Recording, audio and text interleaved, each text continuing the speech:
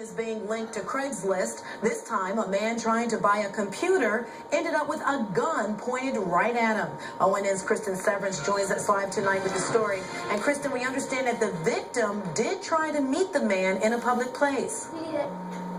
There could have been people around, but police say really anyone meeting someone from Craigslist should stick to a crowded place like a coffee shop. And Akron police tell me this is the second Craigslist-related crime in 1 week.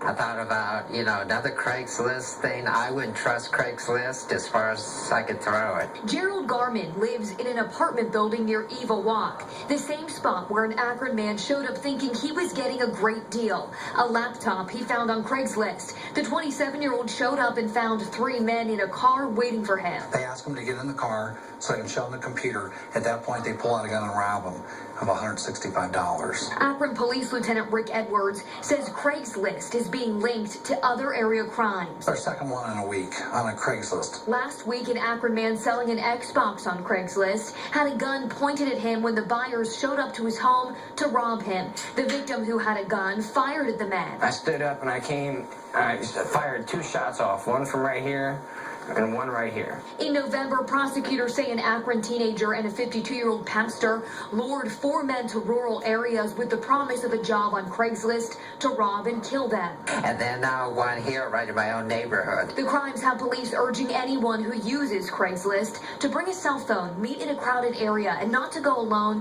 when buying or selling. Friends is the most important thing. Take somebody with you. Don't do it in a secluded spot. Make sure you're in a public place. While people like Garmin vow to never use the site. I'm not going to take the chance. Now, the victim didn't get a great look at the suspect, so we don't have a description of them. He did, however, tell police they were driving a light blue Ford Crown Victoria. Live in the studio, I'm Kristen Severance, the Ohio News Network.